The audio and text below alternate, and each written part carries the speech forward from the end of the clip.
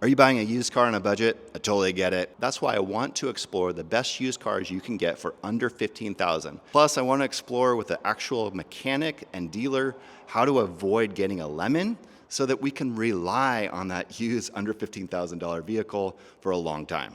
Let's dive in.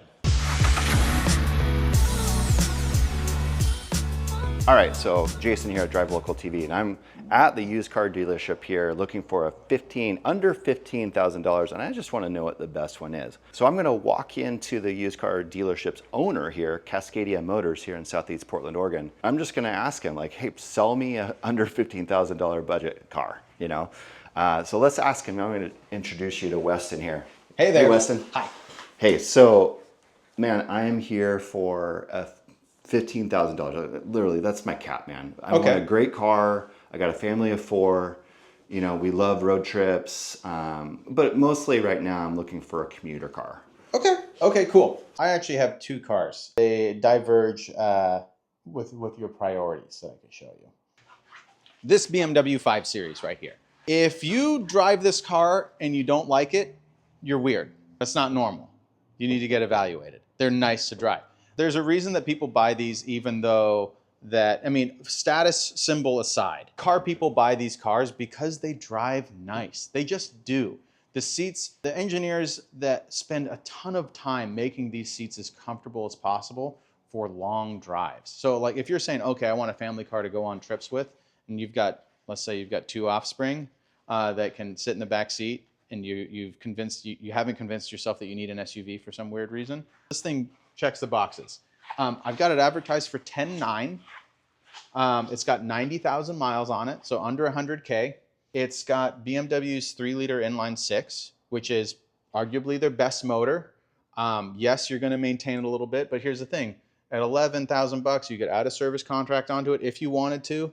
This is the kind of car where I would encourage you to add a service contract, but I wouldn't say like, oh, you better get it or you're going to, you know, I'm going to worry about you. With the Land Rover, I'm going to be like, listen, man, do you have an extra 10 grand laying around? You don't? Okay, well then honestly, I kind of don't even want to sell it to you. You know what I'm saying? The Land Rover, those are scary. This car, it was, you know, well taken care of. And these things, the ways that they go out are very predictable. You take it to a good shop like ours. I actually have a tech that specializes in BMW. You know, we're going to get way ahead of any nasty issues before they get nasty. So this is just a great option. Things I like about it, it's got a cold weather package. In BMW speak, that means it's got heated front and rear seats and a heated steering wheel. It's what, beginning early mid-September right now, so that doesn't sound that appetizing. But in January and February, it's the best. Heated steering wheel is just, especially because I don't know if you drink coffee in the morning, makes my circulation bad, so my hands get all cold. And I'm just like, I usually drive one-handed, but when it's wintertime and the heated steering wheel's on, driving with both hands. But then the other thing is, oh yeah, it's among like, you know, leather and all the niceties and comfort seats and whatnot. It's got this driver assistance package, which is a backup camera for the most part and a heads-up display. The backup camera, hey, most cars have that now. But the heads-up display is cool. Heads-up display as in it projects the speed of the car like on the windshield, just like right under your eye level. And you can turn it off if it bothers you. But this is one of those things where it's like, this is cool. If you're like kind of a little bit nerdy car guy, you're like, oh, this is fun. Like, and it's actually very practical. But yeah, super comfortable, reasonably reliable, especially for a European car. Gets pretty decent fuel economy, and motor's got plenty of power. It's fun to drive. This is a car, if I had to drive down to LA, I'd hop in this for sure. I mean, this is gonna get you there in comfort and also be reasonably efficient all the way there. As someone who's early bought a little 318 Ti, you know, those little like, those things are rad. Oh man, when I first drove it down the highway in California, I was like, yeah, this drives different. Oh, those things I'd are the come from an best. Altima, a Nissan Altima to a BMW. I was like, oh, this is why. This is the ultimate driving machine. And that was just the 3 Series. No, and that's the thing. So like if you go and drive both these cars side by side, it's just completely different. And it depends on what your outlook is. You know, if cars are just appliances to you, then that's just not for you. It's just not. And I'm not trying to throw shade about that either. It's like, hey, to some people they're appliances, and for other people it's a thing that you enjoy. I think if you drive a lot, that's another thing. Even if you're not really a car person, if you're the kind of person that has to drive a lot of folks, they grow up driving, you know, just normal economy cars, and then they hop in one of these for their first time, and it's like, oh, I didn't know. People have been keeping a secret from me. I could drive a car and it could be much, much nicer than what I'm used to.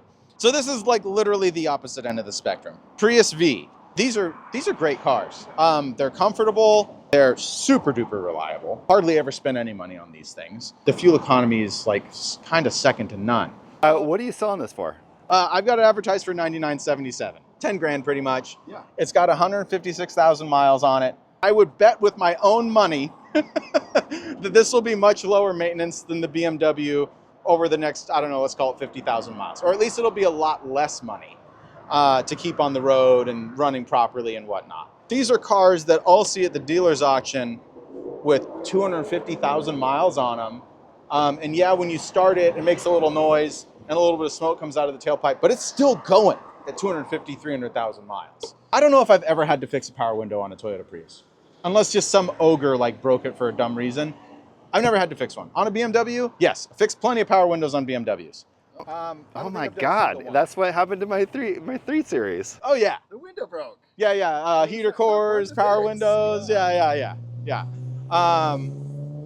Well, I appreciate that, man. So you got a lot of like under $15,000 vehicles here at Cascadia Motors. I right? try to. Yeah, I try. That's kind of like the threshold for a lot of people looking for a reliable car. Yeah. You know, it's going to be higher miles perhaps, but you could still get into a nice 5 Series for under 15,000. Oh, it's a ton of car. Yeah. I mean, yeah, it's like, I really try and look for value. There's a big difference between something being cheap and something having value. You know what I'm saying? And it's just like, okay, yeah, I could focus on just having the cheapest one possible, but I want to try to actually provide value to people. You know, what's a good bang for your buck? I appreciate that, man. So this is a tough decision. I'm going with the 5 Series. You absolutely. So there you go. As a car guy, I absolutely would. Yeah, but that's the thing. Thanks. It's worth it to me. So if you're looking for a used vehicle for under $15,000 and you're in Portland area, Pacific Northwest, come on over to Cascadia Motors, cascadiamotors.com. I'm here with Weston. Thanks, Jason. He's got a great team here, so they'll help you out. Cool. Cheers. Bye.